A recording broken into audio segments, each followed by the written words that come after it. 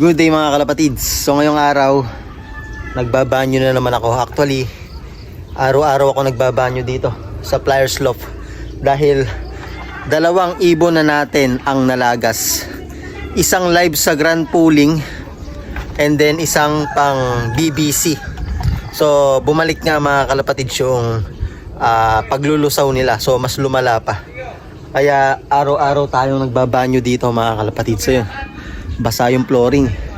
Matindi ang tumama sa akin ngayong season na to mga kalapatids. Napakatindi ng tumamang virus sa mga ibon ko o bacteria. Dahil ang iniinda nila ngayon is yung coryza. Ayaw mawala. Talagang palipat-lipat sa mga ibon ko. Merong gagaling. Pagkalipas ng isang linggo, babalikan na naman. Then yung iba nagawa-hawa na. So sama-sama naman kasi sila dito. And then isa pa doon, yung paglulusaw nga mga kalapatids talagang nung una naagapan natin yon nung makasagsagan nung bagyong Christine. So nasugpo natin, then nabuo yung dumi nila, tapos sinakay na naman natin sa truck. So ayun, bumalik na naman ang paglulusaw nila. Kaya nung nakaraang araw hindi ako nakapagkarga sa truck. Buti na lang hindi rin tayo nakapagkarga dahil ano rin nun, binabalang din yung ibon dahil super smash sa area o dun sa papakawalan sa Laguna, napakaulan, kaya binabari mga ibon. So meron naman tayong malalakas na ibon dito na kinakaya yung ganong tama ano. So yun yung maiidad, kaya mas maganda talaga maiidad din talaga yung yung breeding mo, or kailangan kasi pagka na mga kalapatids, yung tatamaan ka kang tatamaan, hindi mo maiiwasan kahit na nagbakuna ka. So malinis ka sa loob, wala din So ayun, tuloy natin yung pagbabanyo dito at nga pala meron pa dun 3 na nakabukod sa baba. So hiniwalay ko dahil sila yung talagang tinututukan ko sila yung halos yung isa doon ay ayaw kumain, tubig lang talaga. So obserbahan natin, sana ma-recover natin mga kalapatids. Hala, kita nyo sa training di tayo nawawalan. Sabi ko nga nung nakarang vlog natin, isang kalapatids natin sa training sa derby hindi siya nawalan. Doon pa lang sa loft niya. So saan ba nakuha yun mga kalapatids? Nung nagkarga lang naman ako. Yung suspecha ko pinaka positive doon is yung nagkarga lang ako, nahawa na. Kasi ito namang loob ko is open, napupuntahan ng mga maya, napapasok nila yan yung steel matting. So hindi ako masyadong kumbinsido doon, pero mas kumbinsido ako doon sa may nagkarga tayo. So naghawa-hawa. So usong-uso mga kalapatids. Meron din sa akin nag-message, tumawag na ganun din daw sitwasyon niya. So yun, diretso lang natin yung gamutan, baka sakaling papatino natin. Linis lang tayo dito. Okay, tuloy natin to. So yan mga kalapatids, sinonrox ko. Ayan, sabon, sonrox. Tapos mamaya sprayan natin ng suka. Ay, mga ibon natin nasa training box. Buti dito sa mga pang summer hindi naman tinatamaan dahil magkatabi lang. So yung virus kasi mga kalapatids na yun is sa hangin nakukuha at saka sa laway to laway, yung tulad ng sinabi ko. So mas mabuti banyuhin natin ng kahit paano mababawas-bawasan yung mga bakterya o virus. Ayan, so binabaran ko ng Sonrox and then okay na, pwede ko na siyang banglawan. Sipsarayan natin mamaya ng suka mga kalapatids.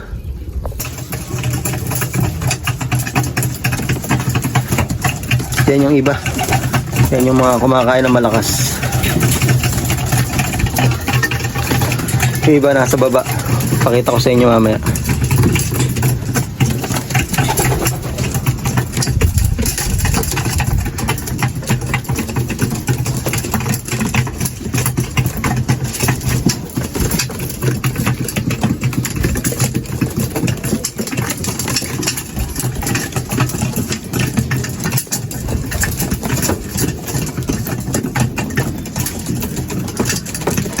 Ginagamot pa rin natin hanggang ngayon.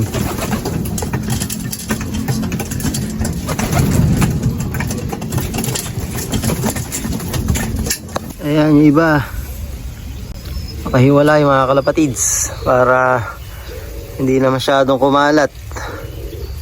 Ito kasi yung nakikitahan ko ng mahina. Kaya binukod ko na dito. Ay poop nila basa. Ayan. So ginagamot pa rin natin. Ayan. Yung mga itsura wala sa kondisyon. Tinamaan tayo ng matinding virus at bakterya.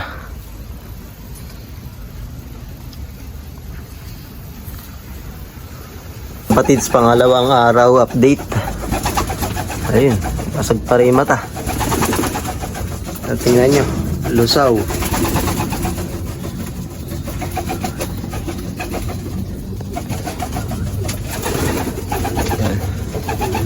Pag di pa sila gumaling sa binigay nating turok sa kanila ngayong araw, di ko na na-video at ang hirap kasi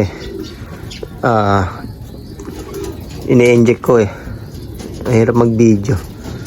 Ayan.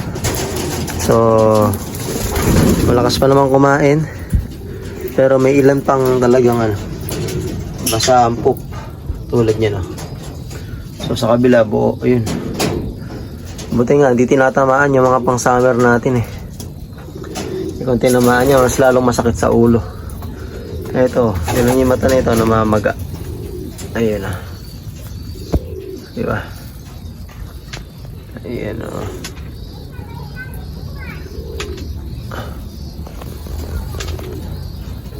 So, sana sa tinurok natin, mag-react na.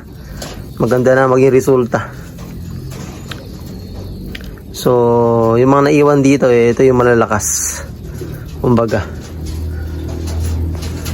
Napili na natin. Pero yun nga, nagluso pa rin. So, may karga na mamaya. Hindi tayo makapagkarga. At pinagagaling na natin sila. At tulad nito, lasing pa ito. Hirap, tinan nyo Pag mo pa. Yan. Matindi nga ang tumama sa ating virus at bakterya. Buti nakakalipad-lipad na to. So tingnan natin yung mga binukod natin sa baba.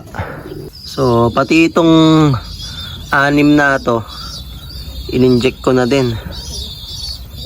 So tingnan natin kung magre-react din. Tingnan natin bukas pangalawang araw, pangatlong araw. Tingnan niyo mata agang pikit, tsaka kulay pink na yung yung kanilang ilong. Puro tubig, dinidumi pangalawang araw yan mga kalapatids.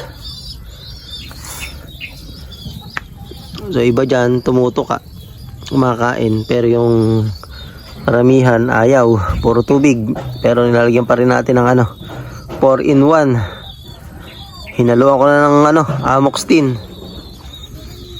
So tingnan natin kung sino makakasurvive dito sa 6 na to, kasi ito yung mga malala. Ayan.